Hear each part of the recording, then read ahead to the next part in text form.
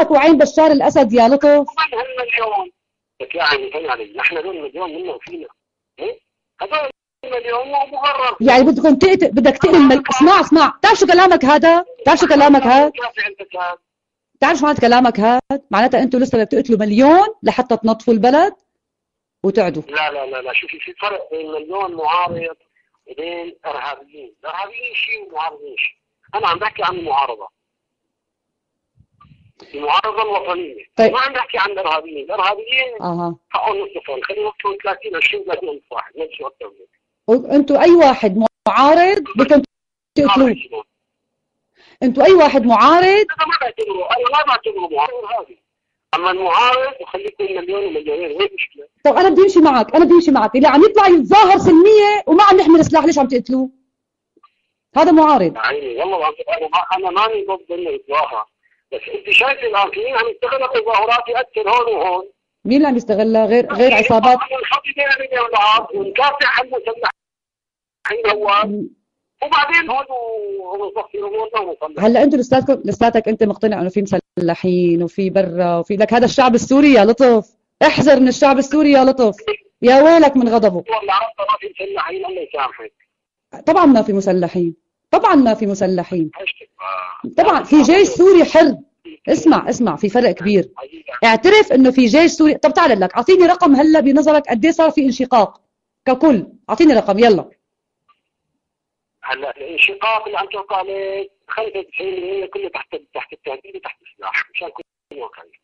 انا شايف يعني حالات وبعرف كل واحد تحت التهديد خليه عليه انشقاقه. بعرفها 95% كلهم تحت التهديد عم ينشقوا هلا؟ ما بشكل عددهم شيء، بيكون بعلمك اللي عم يعملوا انشقاقهم تحت التهديد برضه ما بشكل عددهم شيء. الجيش كله هو بقوامه بقوته بامكانياته، هذا مسلم من الغرب عند احتياج حتى الكيان الصهيوني اللي هو اعدائنا عم بيقرروا يعترف بهذا الشيء.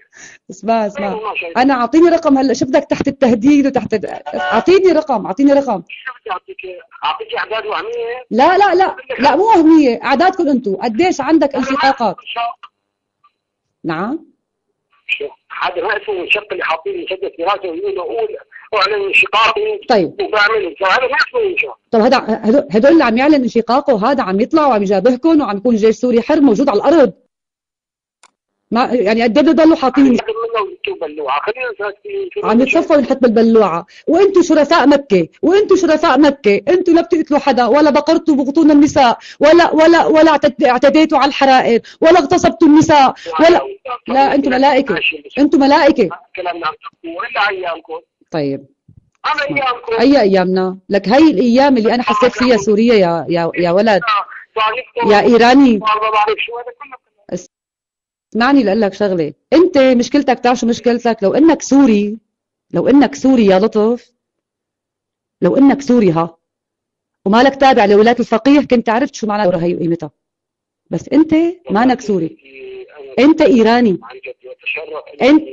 انت ايراني، انت ولايتك للفقيه مو لنا، ما ولايتك لسوريا. لما الانسان بياخذ فقه معين من جهه معينه من عالم معين لا يعني انه يتبع لدوله اخرى، ولا اتشرف ان اكون انتسب الا لبلدي سوريا. انت ما انا تسجيلك اللي سمعته. بتعرف انا ليش انا كثير نزلت من عيني كمان؟ بتعرف ليش؟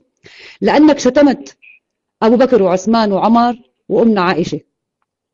يا الله صرت عدوي يا لطف، بتعرف؟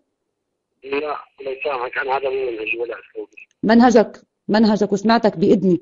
هذا مو منهجي. اذني سمعتك فيها. سمعتك.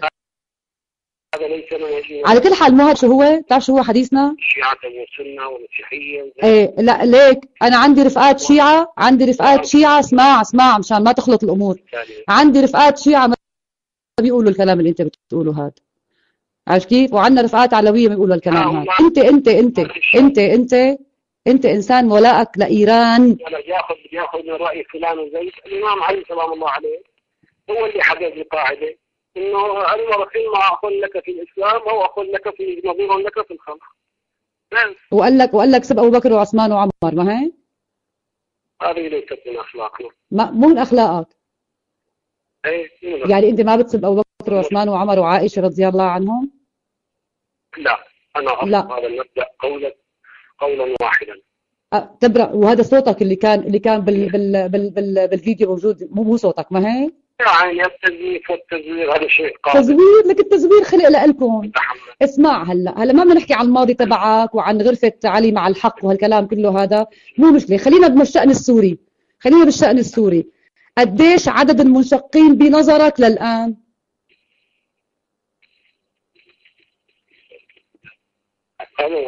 عم تسمعني؟ ايه عم بسمعك. ايه، ممكن تقول رضي الله عن عمر؟ هلا انت لا تفرضي علي انا حد. شفت بستعمل التقية ورضا عنه. شبك ما عندكم التقية انتم؟ لا تقال. انا عم بقول لك ما تفرضي علي حد فلان او علان. إيه. لانك ما بتحبه. شو بدك تحكي؟ والله انا هالاساسي فلان او علان. لانك ما بتحبه. كل انسان يحترم عقول الاخرين، فانا احترم عقول كل انسان يعتقد باي اعتقاد يريده، ولكن انا لي رؤيتي الخاصه بالنهايه. لك رؤيتك الخاصه. مليار ونص مسلم سني.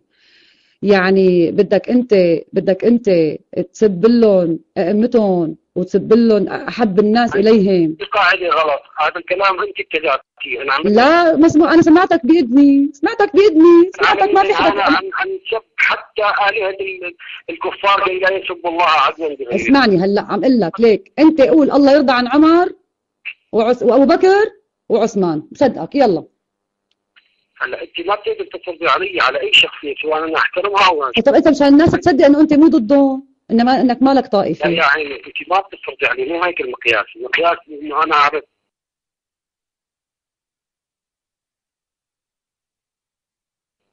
اني انا اعرف. انا اسف. قصة شو؟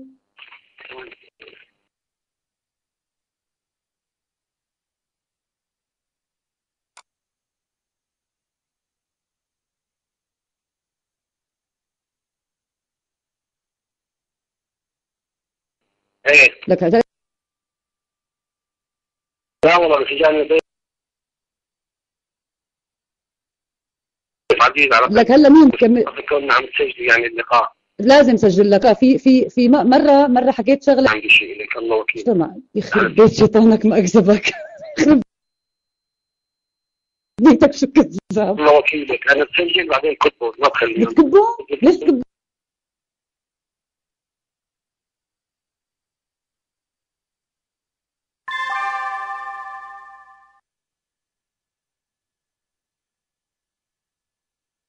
انت مو مسلم؟